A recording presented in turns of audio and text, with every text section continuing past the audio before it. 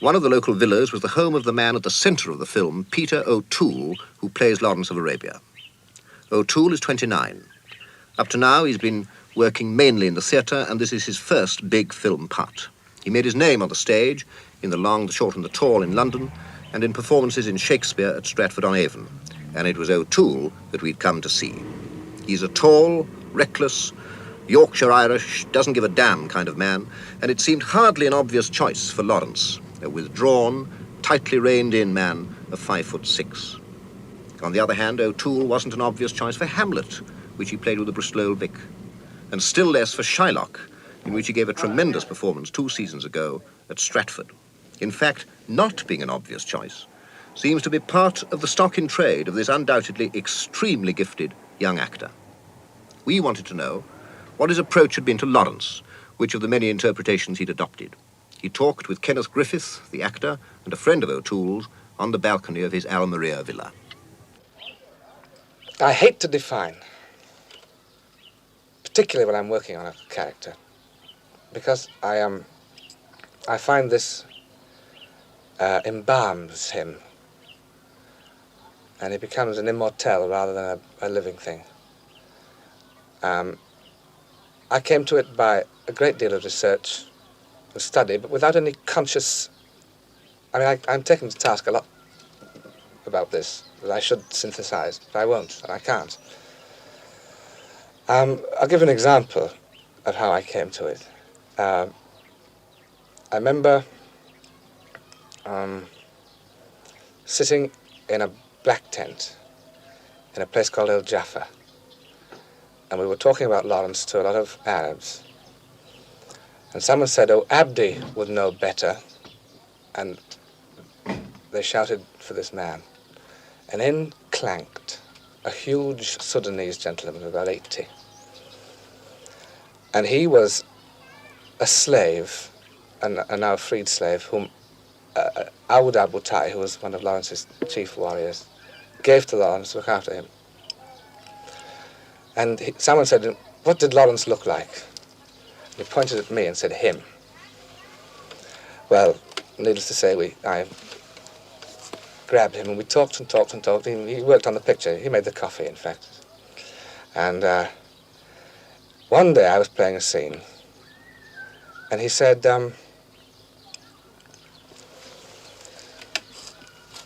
I was sort of talking to someone and being rather remote and looking all over the place, and he said, "A battle, a hero, doesn't look here or there or up or down. He gives someone the plane of his face." I remember 2 things I'd read. One, Graves told me that Lawrence apparently never looked at anybody. He made a sort of inventory of everyone's clothes. But Kennington, the sculptor who sculpted him a lot and did all the illustrations for 7 Pillars, said this remarkable thing which I'd never understood before, which was that Lawrence reminded him of a middleweight boxer. And at that moment, something very important clicked. And I knew exactly what Abdi meant by the plane of his face, which was this. And the eyes didn't travel over the clothes, but they were aware of the hands and aware of everything that was going on. And it was at once withdrawn, as a boxer must be, and at the same time very penetrating. And this one physical thing really clicked, and it made a whole difference to the way I played it. Now, this is the way I work. I can't work with it. It's not an exact science to me. Yes. What about his height, Peter? He was a very short man, and you're a very tall man. Do you make any effort as an actor to think like a small man? No. I've always said when anyone asks me about Lawrence, his inches, I always say it's a question for his tailor, not his interpreter, and that's probably a bit flip. But there's nothing I can do. I don't think it's really all that important anyway. And I'm certainly sure he never thought as a small man. Yeah. And I happen to be 8'5", as you clearly implied, yes. And I can't chop off my legs and roam around on bloody stumps, so I really have had to disregard. These experiences that you had from people who knew him and the extraordinary things you've seen, have they in themselves deepened your knowledge of Lawrence? Oh, yes. The desert, I think, primarily. I remember before I went to the desert, someone told me that, the desert is where God was born.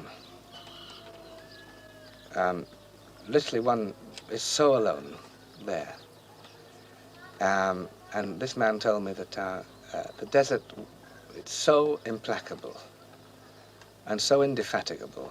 There's nothing that a man can do. And that this gives one a kind of peace.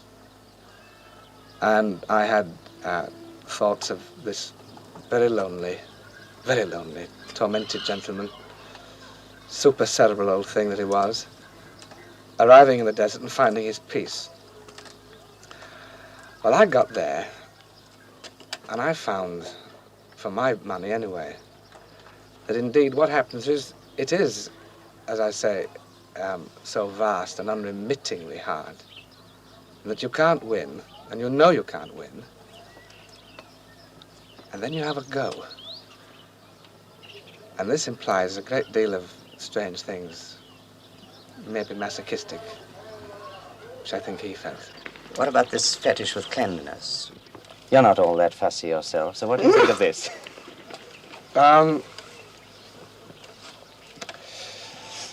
Cleanliness is next to godliness, I think. A nice little rule he learned from his very, very strict mum.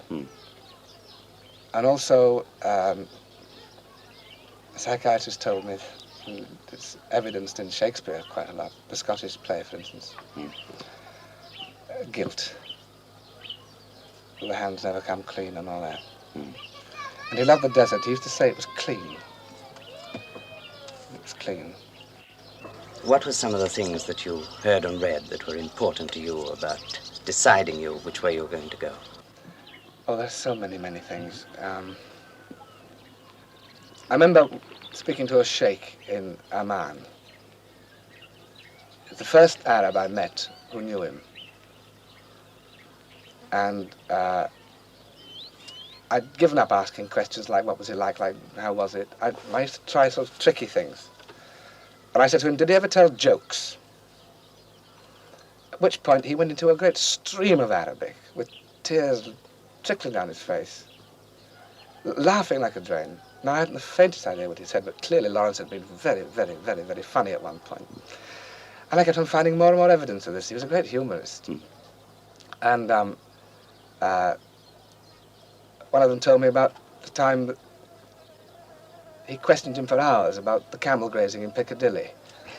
And Lawrence gave very solemn replies to all this, and whether Oxfordshire was a desert country. And then again, on another level, his descriptions of some of the things in Seven Pillars he did, like the killing of a man, the execution of a man. He had to execute him to keep two tribes from warring with each other, and would split up a whole thing and ruin the whole venture. So he chose, because he had no tribe, and wouldn't offend anybody, to shoot the man. He describes it very coldly in Seven Pillars. Now, I met a man who was with him when he did it, and said that indeed he did do it very coldly and very methodically, and it was rather terrible because the man was down a well and he kept on missing him. And then he went out for a drive in the desert afterwards, and went for a walk, and this man got very worried about him, went to look for him and found him behind a rock, crouched like a 2-year-old baby in the most terrible state of emotion. Now that could colour my killing of this man in the film. Of course. I could imply what would happen afterwards, without stating it.